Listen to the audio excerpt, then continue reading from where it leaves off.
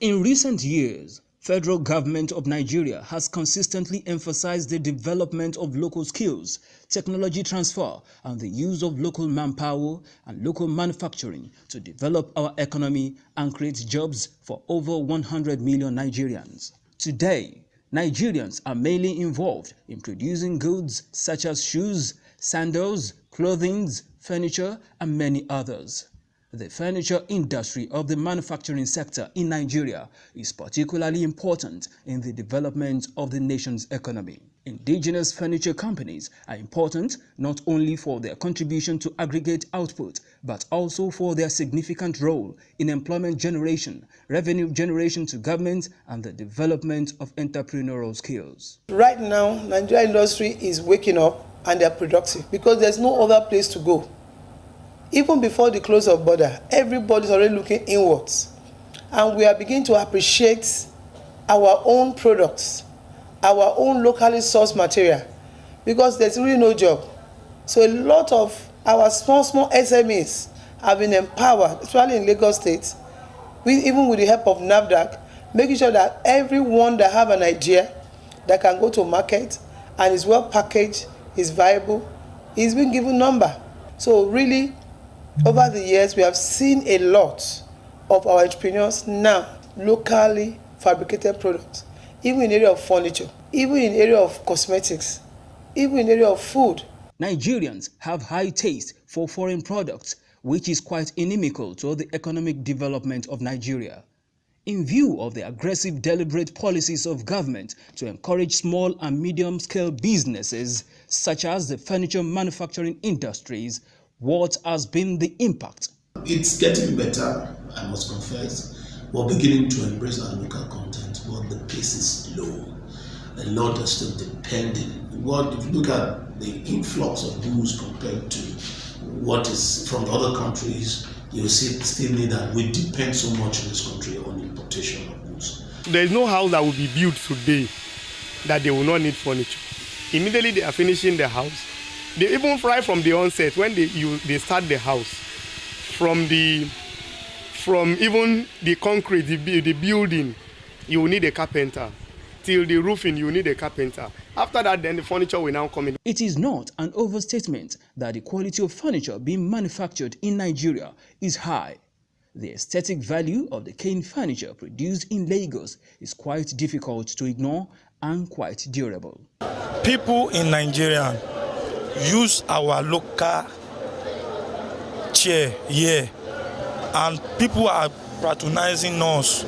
Even white people come to this Maryland to come buy a kind of chair and baskets. We are trying to increase the economic of Nigeria instead of them going outside or importing the cane furniture or cane material from outside country. We're really surprised. So they always come to patronize us. So we give thanks to them. Even at times, I don't remember pressure. Because I know what I'm getting from here. It's a very good work. I train all my children from this work and from today. You'll be amazed that these furnitures are produced here, especially with the ban on importation and with the high tariff on it. People now begin to look inward, and it also helps our furniture maker to also be more innovative and more aggressive in their style, in their design. If you give them any design, they turn it around and make it as beautiful as it's imported. In fact, that industry is really waxing strong in Nigeria. It is now quite obvious that embracing locally produced goods will put to an end our economic challenges. If government offices at all levels should spearhead the use of local furniture in their various offices. When we encourage the Nigerian furniture industry, entrepreneurial skills will increase, more Nigerians will be gainfully employed, more revenue will be generated for the nation, and Nigeria's economy will be bigger and more developed. Good morning, viewers. You're welcome to NOA River State Dialogue, the weekly sensitization program that comes on the platform of National Orientation Agency, River State. We do this to consciously sensitize, enlighten you on government policies, programs and activities, and also consciously get your feedback feedback for government to fine-tune our policies program to properly suit the populace. In the 80s, our waters, were flowing through pipes produced by Quali Pipe in Kano and Duplas in Lagos. Our toilets were fitted with WC produced in Kano and Abeokuta. We were cooking with LPG gas stored inside gas cylinders produced in NGC factory in Ibadan. These are all Nigerian products. Our electricity was flowing through cables produced by the Nigerian Wire and Cable in Ibadan, Nokako in Kaduna, and Cable Metal in Lagos and Port Harcourt. Most of the foods we ate were grown locally in Nigeria. And of recent, the government has focused on developing entrepreneurial skills by enhancing the entrepreneurial skills of people, furniture making, our own food grown in Nigeria and other areas the country has taken place, and our goods and services are competing favorably. But the sad thing is that our imports is still very large compared to what we export and how our products are patronized locally. That is the sad narrative. Viewers, today we are continuing with what we started last week. The need to patronize made in Nigerian goods and services. In Nigerian goods and services, part 2. And today, like you said, it was from your demand that we're continuing this program. The people seated on my left and right hand side, made justice, and you demanded that we should have a part 2 today. So viewers, quickly I want to introduce our discussant today. On my left, I have the erudite Dr. Lawrence Amadi, Head of Department, Marketing Department, IGNATIUS, AJURU, University of Education, RUMUOLUMENI, River State. Sir, you're welcome once again to the River State Dialogue. Thank you very much. Thank you, viewers. And on my left, I have the analytical Mr. Francis Ali, the editor, Investors Hub magazine, River State Entrepreneur and Investors Forum. Sir, you're welcome again to the River State Dialogue. Thank you very much. I'm happy to be here. Viewers, you're very, very important. You're too important for this program, key to this program. So let your comments, let your questions, and let your contributions just flow in. I am your presenter, Mr. Abiye Senebo, for today's dialogue. I want to start on this note, sir.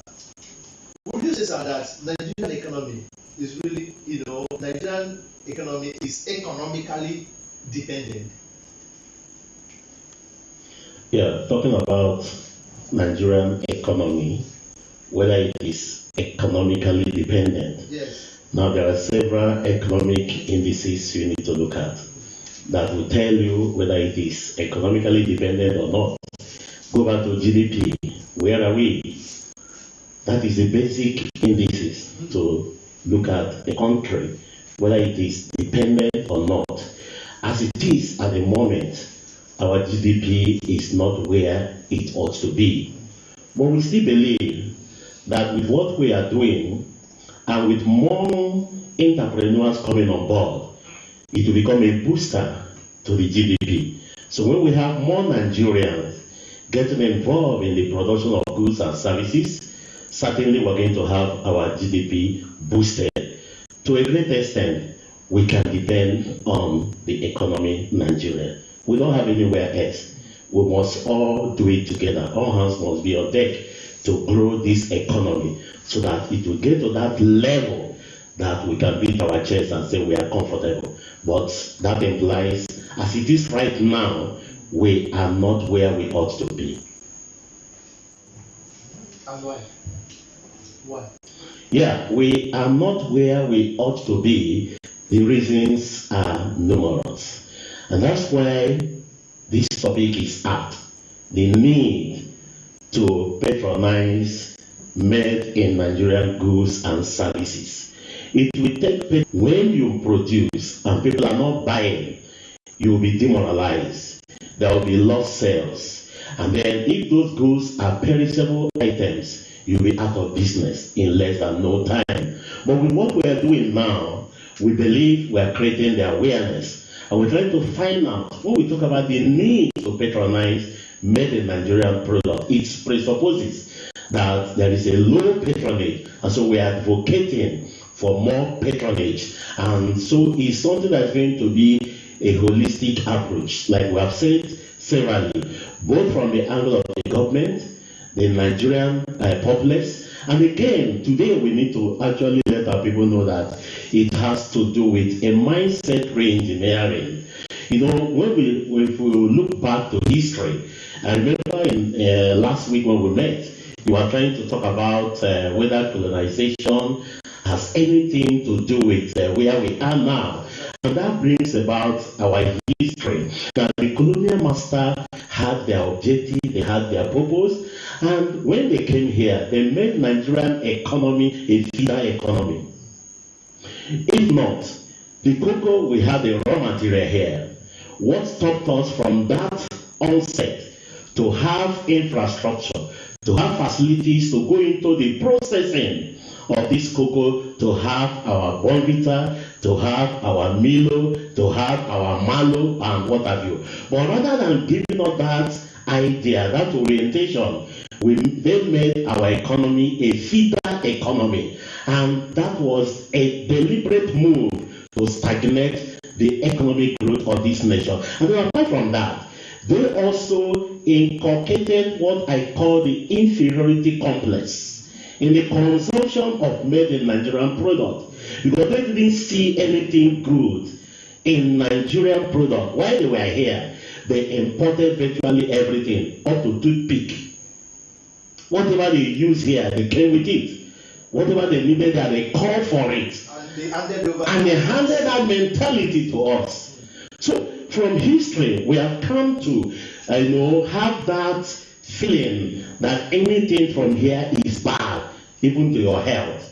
In the pharmaceutical setup, that the drug you produce here will be harmful to you.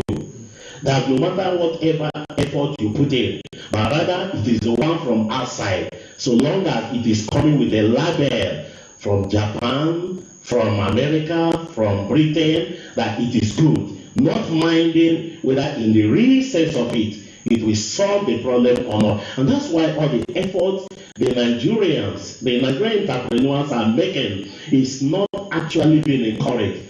And so that's why we should talk about mindset re-engineering. We need to bring out ourselves. We need to bring out Nigeria from that mentality that is retarding economic growth. Thank you so much. Thank you very much. That was expository. I want to look at your perspective in that direction, but I want to believe that it has been exhausted. Don't you think so? Yes, let me just add a little something. In relation to whether the Nigerian economy is dependent on... Yeah, it's independent. It's independent. If yes, how? If no, why? That's the full question. Yes. The thing is that whether you like it or not, there's an interrelationship between different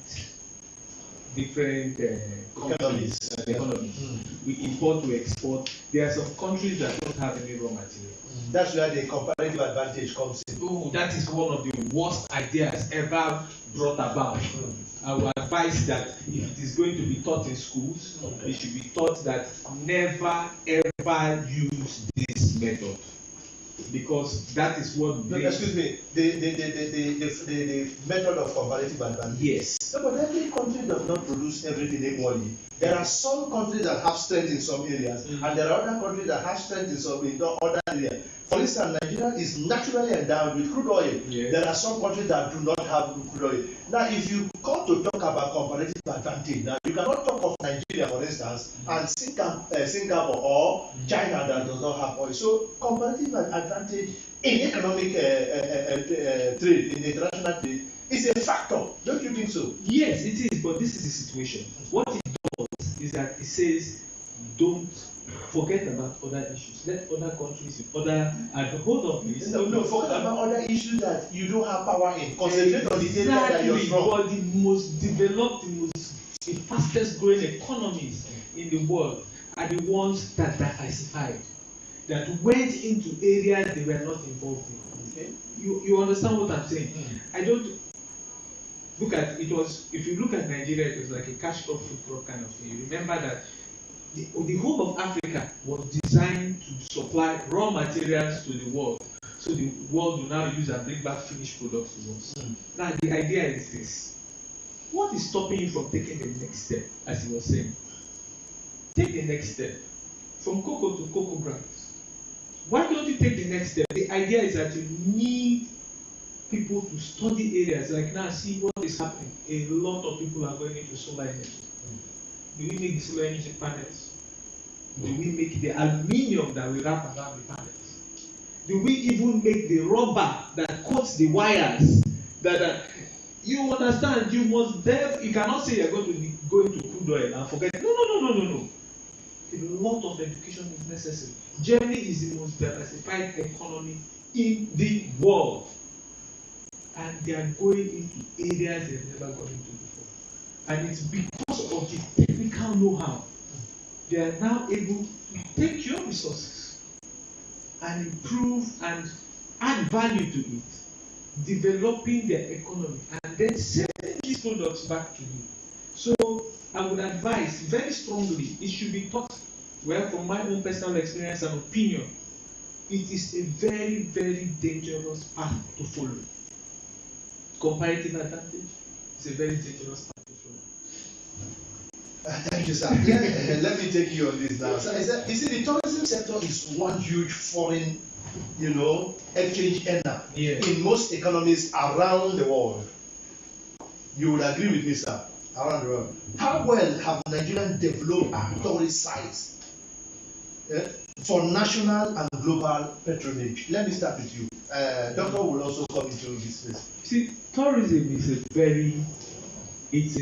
holistic thing, from the area of security, transportation, even hospitality. The hospitality is not just in the hotels and in the airports, it's on the streets. You have to create an environment where people seem to say, oh, when you go to this country and you're lost, people will be able to direct you to where you're going. It is like you will love the country, not just because of the tourist sites, but because of the people. Now, how that sector, how have we been able to develop those tourist sites for our, national and global patronage? Yes, you see, for you to develop, that's the key. It has not been developed properly, and because of the fact that it has not been advertised for us ourselves to take full advantage of it. You know that before you sell your product to somebody, you must be able to eat it now or take care of it. You understand?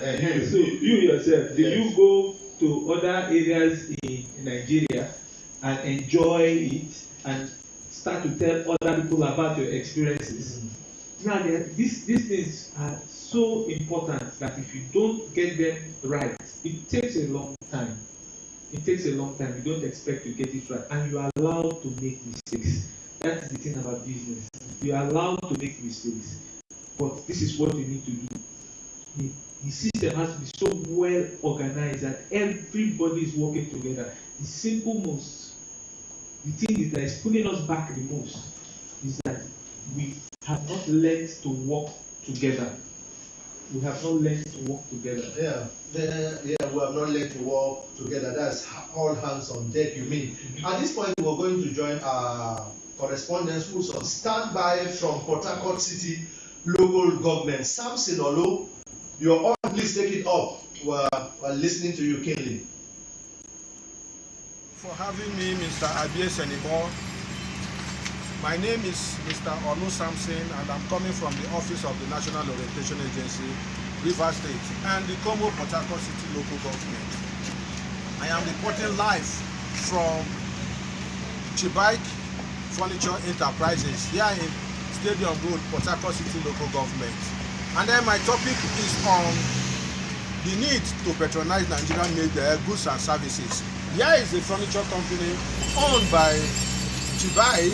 And then in this furniture company, if we are buying Nigerian-made company goods, it will make our economy to go high.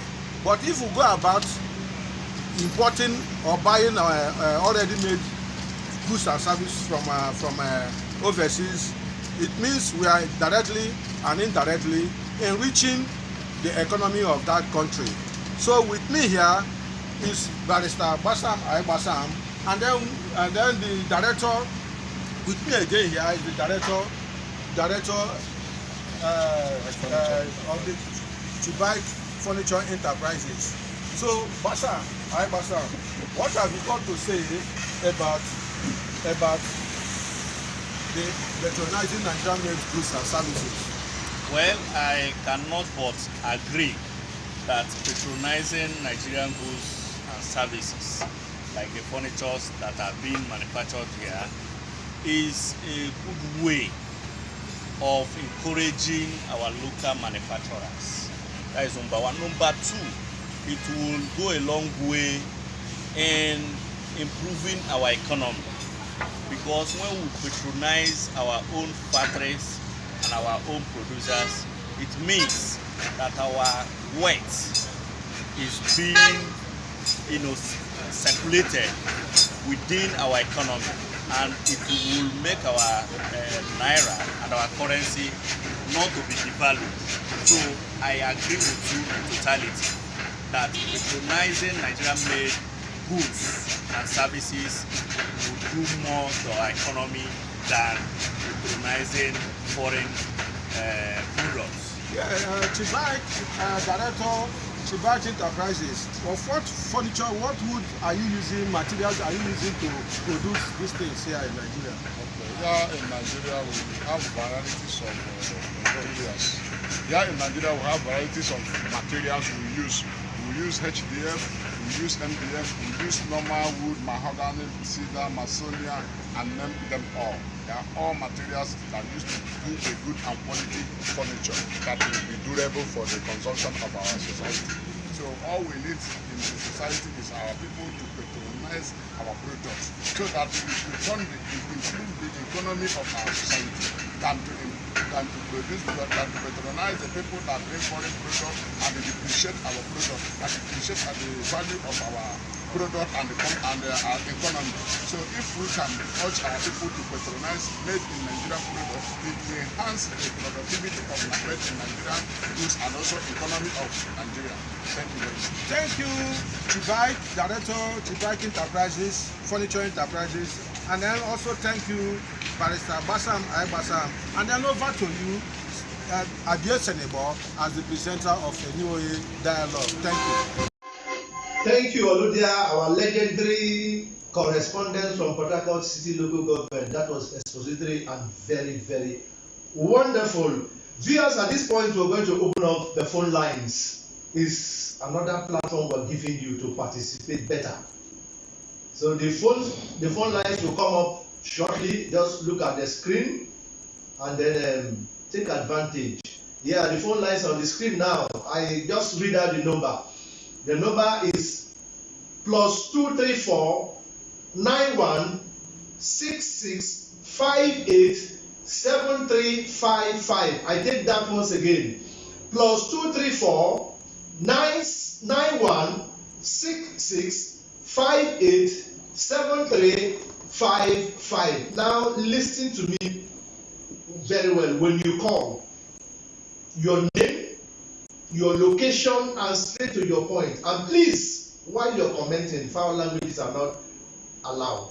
We are discussing for enlightenment, we are discussing for sensitization, we are discussing for reorientation. So tailor your point towards that direction. Thank you. Today, I want to receive a call from you. Please, viewers, I'm expecting your call. Very well. Sir. Yes. Just before we join our correspondents, we were talking about the tourism sector, how huge and how big it is. And we have them scattered all over the nook and cranny of Nigeria. Very beautiful tourist sites, wonderful tourist sites that sometimes, people from abroad on their own, they heard of it and come and say, wonderful, wow. Now, those tourist sites, how well have we developed it for our own consumption and, for the foreign consumption, That's the question. Because it's a huge foreign, error. Yeah, thank you so much. This issue of tourism is something that each time I remember it makes one to almost shed tears. Because I want to tell you that we have not made frantic efforts to develop our tourism centers in Nigeria for even local consumption, let alone foreign consumption. Why? The issue of insecurity is a major challenge when it comes to the growth and the development of our tourism. I'm sure that for you to travel from here to PATRONIZE, you will start contemplating. You want to ask yourself, what is the safety? What safety do I have moving that distance? So security, and our government, sorry to say it looks like we are paying lip service to the issue of security.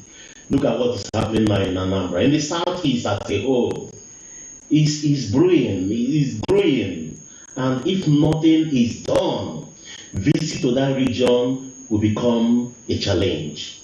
And so something has to be done with respect to the insecurity we are suffering in Nigeria. That is the key thing. What about other infrastructure? How do you develop the tourism center without the attendant infrastructure? How do you expect people from outside to come in here? And when they are here, they will not have regular interaction with their people at home. And then certain things they may want to engage in. The world today is like a global village. ICT. Power. Okay, now before I came in here, I told you I was in another Zoom meeting. Now, if we don't have this infrastructure in our various tourism centers, now it means that the moment they leave where they are and they get to that location, they are cut off. So there will be no connection again, and that is a discouragement.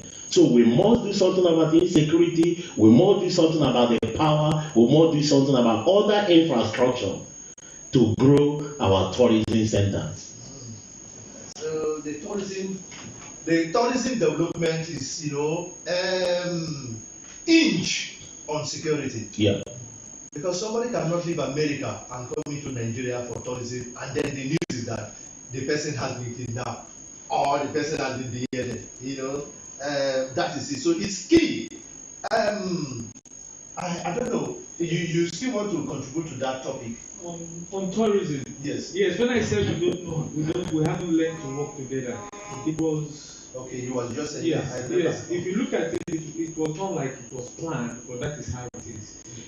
Ronaldo and Messi are looked at maybe the best footballers in the world. But put Ronaldo alone with 11 other people that cannot play football, they will beat him. And that is what is happening when you sit down and you want to do everything around. A very well developed economy is an economy that relies on each other like a good football team that works very hard to score a goal. And you see the defender does his job, the midfielder does his job, the attacker does his job, and the goalkeeper does his job.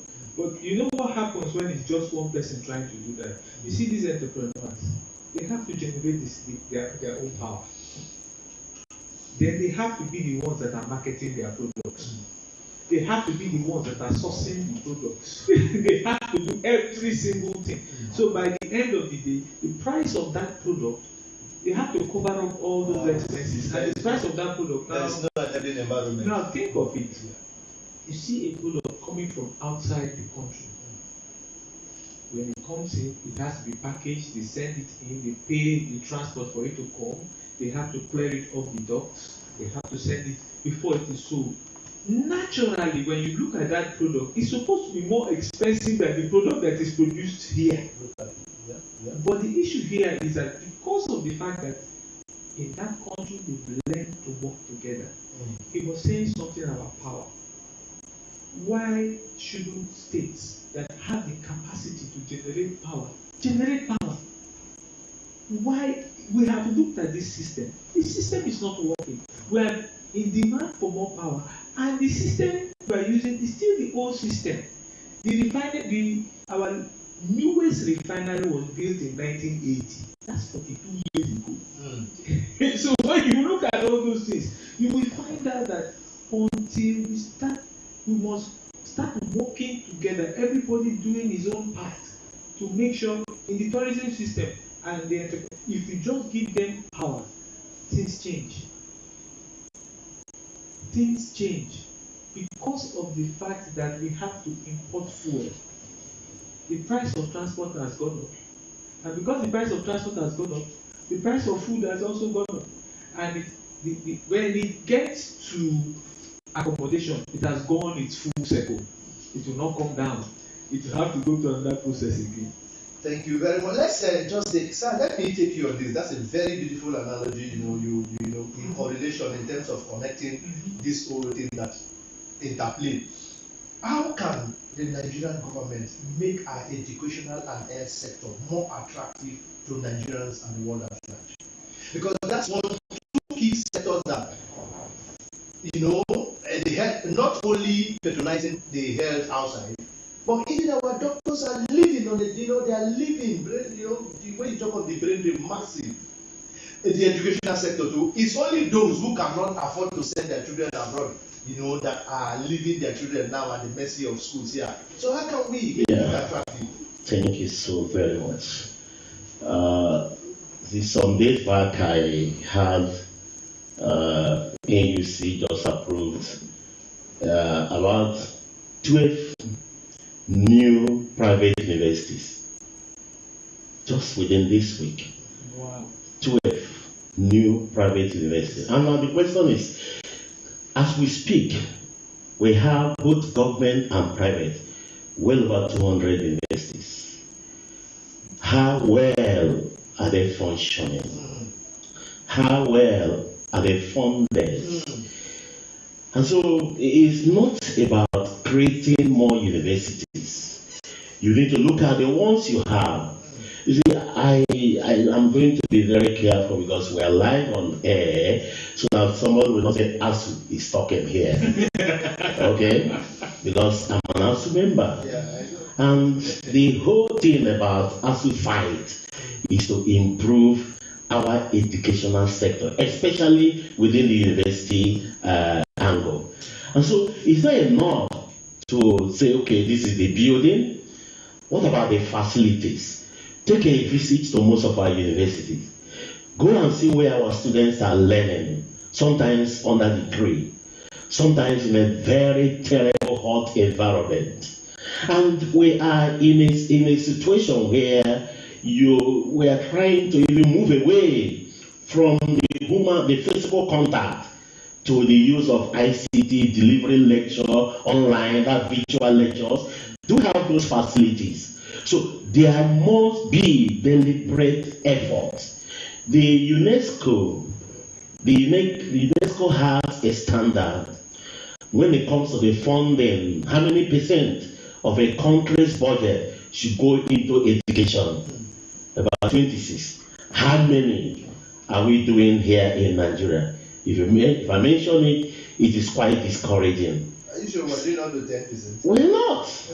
We're not. That's abysmally low. Yes, not up to 50%. So we are saying that, and to make the matter worse, every government official, up to PA to a councillor, will want his child, his ward, to go and study abroad. So if you don't have your child in the university in Nigeria here, you don't have a stake. Exactly. You are not consigned. Because if I have my child in the university, my child will come back to tell me his or her experiences. And if I'm part of the policy making body, at the local government, at the state level, at the federal level, I will bring that input, and then I will be concerned, and something will be done to improve the education sector. So if we continue to send our people, I'm talking about those who are leading us, if they continue to encourage the university outside by sending their wards and their children and continue to neglect here, we are going nowhere. We're going nowhere. And the worst thing that is happening now is even the trying to, what I would call multiplicity of private universities. If it continues the trend the way it is going, in less than no time, a repeat of what has happened to the secondary education, the primary and secondary education, where even a mama put seller wants her child to go to private school, not the government school. It will get to that level at the university level. Thank you very much, sir. That's an incisive talk there too. Viewers, I hope you're listening to this mind-blowing, analysis there. That's the purpose for which we're doing this. At this point, I want to take comments from our viewers who, in fact, the views are pouring in. There are so many, but God will help us. We will see to as much as we can. Now, this from Irene Ahigele, you are watching live. Bridget Edemio, Manufacturers Association of Nigeria need to adopt strategies that will improve the quality of products to attract mass patronage. Yes. One of the ways, even though we are clamoring for patronizing made in Nigerian goods, the goods have to be attractive. At least they have to compete with their foreign counterpart. That's a very good, wonderful thought there from Bridget Edemio. And this one, we should also be concerned about the ranking of our goods when put on the world scale. The same thing is about the same thing you're saying. This one is from Blessing Jogo. The manufacturers in Nigeria are trying. They need to be, they need encouragement, be patronizing their products. Exactly. When you patronize their products, you're telling them, thank you, do more. By the time that goods comes again in another cycle, you see some level of improvement. So patronizing is key. Thank you very much, Blessing Jogo there for your comment. Omo, you are watching live with us. You are watching, you're watching, you're viewing live with us. This is from Peter Ekabie. One of the most daunting challenges for business entering the market is the lack of access to foreign exchange, reducing the ability to export. Yeah, it's understanding is one of the challenges, But why? If we look inward, these bottlenecks, that's the reason why we say look inward. We want to export, less. And, want to import more. Import more, less, sorry. So that's the idea of this conversation. All the same, thank you for your wonderful thoughts there. Informa thank you for watching. Nigeria this is from Andrew. Nigeria have a negative mentality that goods produced locally are inferior as compared to the foreign goods. And until we change our mindset and patronize our locally made goods, we cannot experience economic turnaround. Thank you very much. That is the whole essence of this conversation. Nigerians should change their mentality. Our products are good. You can see us here. We are all wonderfully and beautifully dressed on Nigerian attires. We don't need any. What attires could be better than what we're wearing right now? They are very wonderful. Peter Gabe, challenges lies in the convincing Nigerians to pick locally made products over imported goods. That's mentality. But we are trying, we'll change. That's the reason for this conversation. This was Peter Ikabiye. Nigeria signed the African Continental Free Trade Area Agreement, in July 2019 and ratified the agreement in December 2020. When fully implemented, the African Trade Area Agreement will, require members country. Will continue with the development. We are encouraged to patronize locally made products. There are some missing links here, but all the same thing we understood. We have understand your comments here. This one is from Olosa. So welcome, thank you very much for your commendation. This is also from Why Kana Command. Unemployment is a situation whereby persons capable and willing to work are unable to find suitable paid employment. Unemployment is one of the major problems in Nigeria because it has caused, because insecurity, banditry, kidnapping, and other related crimes. Hence, patronage of locally made goods and services is drastic. Yes, we know. When we are not producing, the industries are not working. How do the economy? How do we, have this thing? So we will come back again. We'll come back again to take more of your thoughts. But before we do that, I want to once again, remind us that we have a new platform. It's like we're not yet, used to the new platform. The telephone lines are still open. I will read out the number once again. Please take advantage. We want to hear your voice. We want to hear that your sweet voice. The number once again is +234 91 66 58 7355. I take that once again. The number once again is +234 91 66 58 7355. Please, we're waiting to hear that your golden voice. We'll come back again to take comments. Please, bear with us. Now, I want to say this, that one of the ways to make Nigerians patronize our goods and services in a developing economy like ours is to close our borders to those goods and services that we are also producing here. We close the border. But Doc, is that really happening? Even though the policy says they've closed the border, is it really happening, Doc? Well, your guess is as good as mine. That even when we come on air, or our people come on air to tell us that they have closed the border, but you still see most of the foreign goods coming in through a window they call smuggling. So that means frantic effort has to be made, and there must be sincerity of purpose, and there must be commitment. That's the key word there. There must be commitment.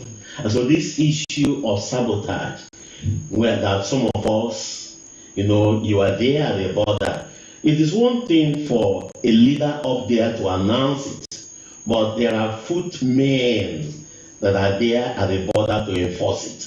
So those who are there, if they compromise, that is sabotage. And at the long run, they may compromise now for their selfish gain. What they may give them, kick back and kick front and whatever. And you allow those things come in here. At the long run, it's affecting our economy. It's affecting our economy. And so something has to be done, monitoring, to make sure that we can make a policy statement, then we go a step further to enforce it and monitor the persons we have commissioned to enforce it. And so you will see a whole line involved in ensuring that what has been said is fully carried out to the letter. It's not enough to say it and then after a while it will just die a natural death. So something must be done.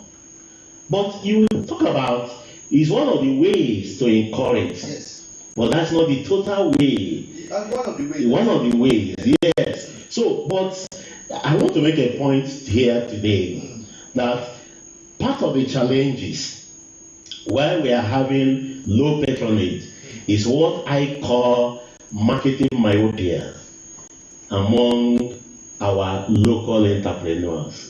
Doctor, that is very academic. Because you are sensitizing the people here. Yes.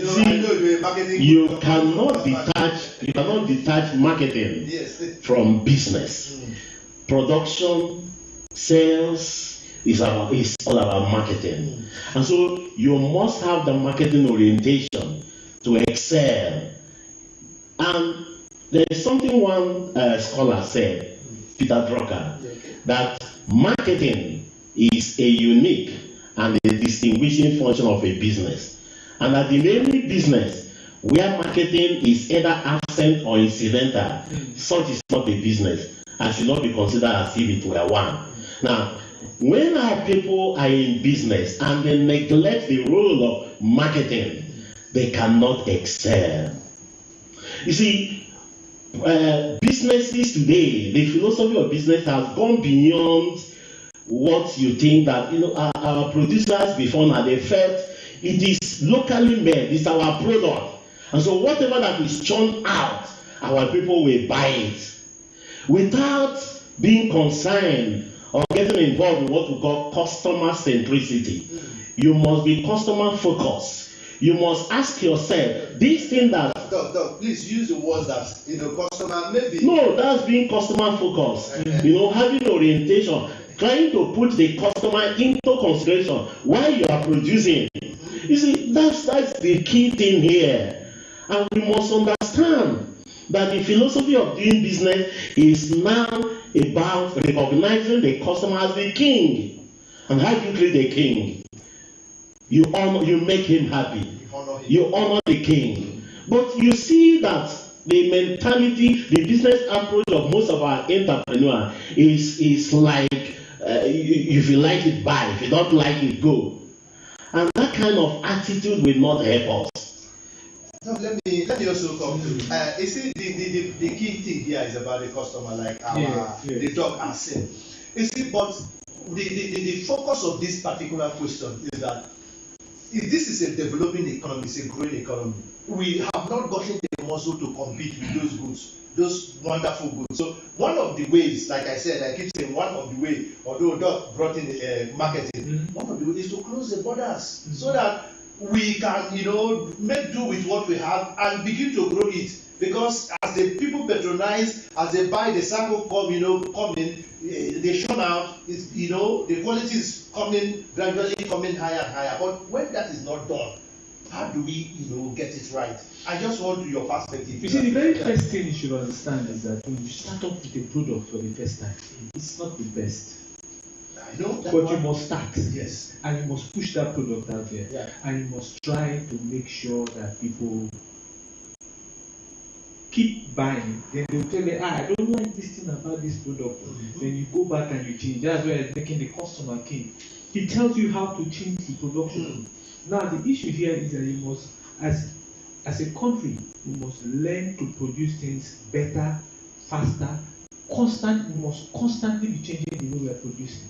Constantly. If you don't, others are changing. Remember, we are constantly, and every country is an island. We are interrelated. You close the borders, you lose information. You lose things. You see someone's product coming, you look at the product. Why is it that these guys are buying this product and not mine? You look at it, you break it down, and you understand why. And improve your product to be even up to or better. Now, I'll give you an example about what he was saying. Hello, let's just say hello.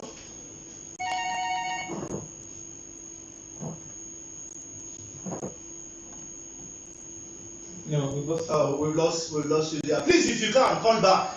We're very eager to hear your voice. Please, if you can, please call back. So yes, we saw the issue you said about ASU and schools not being able to meet up to the standard. They must start becoming innovative. You see schools in other countries that are doing well. Become affiliates to that school. Why doesn't your school affiliate to that and be connected? So the lecturers that are there, the equipment that are there, can also be used. Our lecturers here can also go there and learn. I will tell you what Spiff did when he was governor of the state. He sent people for scholarships. But he now understood that if I bring one person down here and training one person on scholarship there, this man comes here and trains 50 people. And these 50 people can now train another 50 people. Train 50, that's yes, 2,500. Okay, 2,000. So you understand that system. You now use that system, and I'm sure most of us that are here sitting here experience were benefits of, we benefited from that stuff. So the thing here is that you must learn to interrelate, but at the same time you must bring your products up. Look, Nigeria's population is more than the population of the whole of West Africa put together. why do you think they will bring their products here? Because there is a ready market. Look at your country as a ready market. Forget about exporting first. So, Doc, let me take you on this. Now, Nigeria is fast becoming a dumping ground for used products. We popularly call tokumbos. The electronics, the clothes, it's just a dumping ground. And what can we do? What can be done about this? Because all that are changing what we're discussing. Yeah. First, the government will come in here. That's where the issue of restrictions will come in, using government instrumentality. And again, you ask, we need to go back to the genesis. Why is it that Nigeria has become a dumping ground, preference for the foreign goods? Why the preference for the foreign goods? A number of issues. We have said it time and again. That's why our local entrepreneurs must brace up to the challenge. If we have a better alternative produced here, I'm telling you the mindset will change. If we have a better alternative here and we can get it here, like it is happening now in the rice production, a lot of Nigerians where there is a kind of U-turn. You go to some eateries, you see people, proudly ordering for other rice. And so by so doing, the demand for the foreign product will drop because you now have a better alternative. If the demand drops, naturally, those products will stop coming in. So it's a challenge to our local manufacturers. Brace up. Thank you, Doc. Let me just take some few comments. I will come back. Our time is past. We have to allocate the time. Now, this is Nkechi. Oh, thank you. You're streaming live with us. This is from Y Kana Command. There should be a strong advocacy by all tiers of government to revive the moribund industries in order to create job opportunities and restore the pride of Nigeria as a nation. Thank you very, very much for your thoughts there. This one is also from Patricia Adiesen. Thank you for streaming live with us. It's good to know that you're there. This one is also coming from Leka Omejuru. The quality of locally made goods should be improved to enhance patronage. Oh, wonderful. Yeah, it should be improved. It's not because we want to patronize, you give us potato to eat. No, we cannot do that. Thank you very much for it. Charles William Wabara, kudos, NOA, River State, promoting made in Nigeria goods. Oh, wonderful. Thank you very much for your commendation. Yeah, this one is from Glad.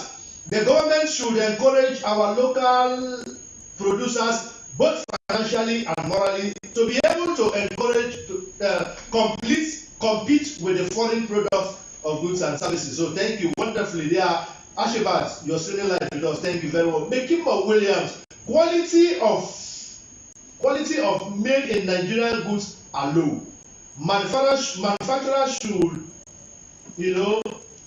be competitive.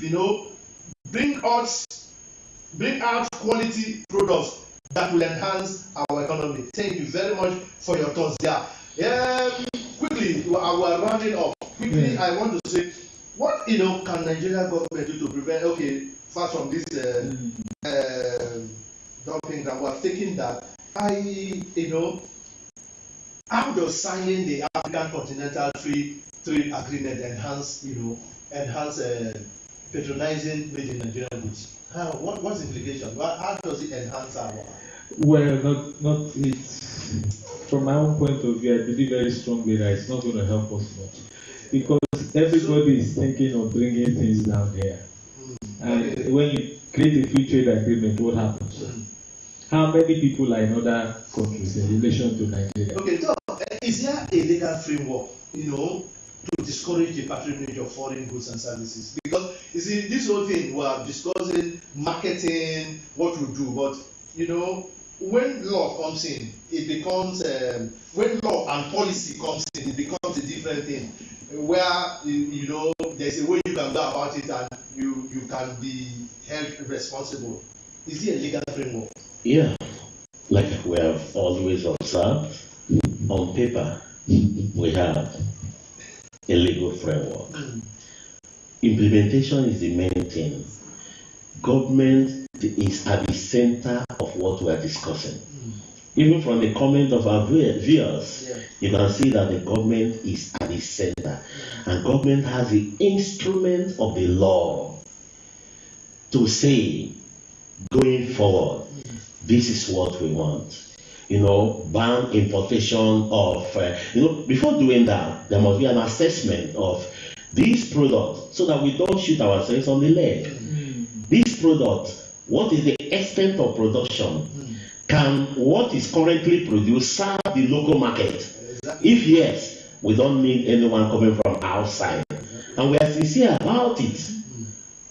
So the government must employ that instrumentality of the legal framework. Now, how can Nigeria produce what they eat and eat what they produce? Well, the very first thing here. One minute. Yeah, 1 minute. So, well, the very first thing I would like to say here is that you will find out very clearly that you'll be surprised. You go around the country and say, so this product is made in Nigeria. I'll give an example. The Rivers Entrepreneurs and Investors Forum. Our slogan is growing the local economy. What basically we do is get people to understand that these products are available and you can get them in Nigeria, and this is where they are. You'll be surprised that there are products that are far better than products that are being imported. But because we don't know they exist, it now becomes a problem for the person that is producing it.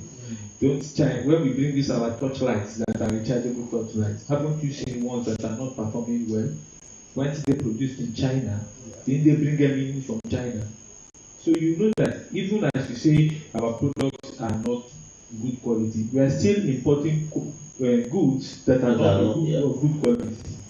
And the issue here is that there are people that are producing. I'll give you an example. Bob Track. They produce tractors that you have enclosed. There's an AC inside the tractor. Even under the rain, you can walk with the tractor without any. But do you know about it? No. You see, that is the situation. That is the essence why we're here. Yes. We want to make them know that those things you think, what thing you they look for, Sokoto, they for Sokoto. Yes. That is the balance here. So don't be looking abroad always. Doctor, let's hear your parting words quickly. Yeah, we're here creating awareness, and we have millions of viewers. We want to encourage them, pass the message on. Let it not end with you, because we must continue to talk to ourselves until we start doing the right thing. Now, let me add this. Part of the challenge again, in the automobile, there is what I call poor after-sales service. Innocent Motor is there. Now, compare it with Toyota. When Toyota breaks down, the replaceable parts are readily available. You have ALLI in partnership with Toyota to help you fix your Toyota product when they go bad. Innocent vehicles. Are the parts for replacement readily available? Do they have partnership agreement with, let's say, any firm in Lagos, in Kano? So that those who are using their products there, if the vehicles break down, they can easily fix them after sales service. Thank you, Doc. Your last word. Okay, for us to grow the economy to be self-sufficient, it has to start from the schools.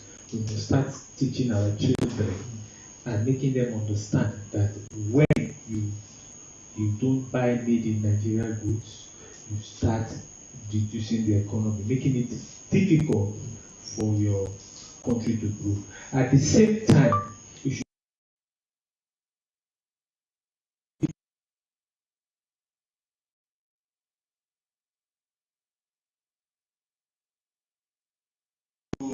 inward. Thank you very much. Viewers, this is where we're going to wrap it up for today. NOA River State dialogue. I want to sincerely appreciate the executive producer, Dr. Gaba Abari, who is the Director General National Orientation Agency, Nigeria. I also want to take this time to appreciate, the producer, Dr. Barrister Young Ayotamano, who is the State Director, National Orientation Agency, Rivers State. Sir, we thank you very much for giving us this platform. I also want to thank the Director of NOA Rivers State Dialogue, the Director, who is in person of Mr. Aroleten Briggs. He is the Head of Department ICT Unit, National Orientation Agency, Rivers State. Sir, we thank you. We appreciate you for being behind all of these things that is happening. I also want to thank our amiable and erudite discussant here, Doctor. Sir, you're welcome. We thank you very much. I also want to thank you, sir, Francis Ali. Yes. I hope you will oblige us again and again and again. Viewers, you are the key persons here. Your wonderful comments, enrich the whole of this program. Your wonderful comments, took us to another step. I want to sincerely thank you. But there are some viewers, the time is just 1 hour. It's time bound. There's nothing we could do. We did not take your comments. We did not take your reaction. It is not on purpose. Please, no partiality there. It's just what time could permit. I am your host, Abiye Senemo, for NOA Rivers State Dialogue. Until we come your way again next week, same day, same time. Please stay safe. When you see something, say something. Security is everybody's business. Cheers. God bless you. Shalom. Thank you so much.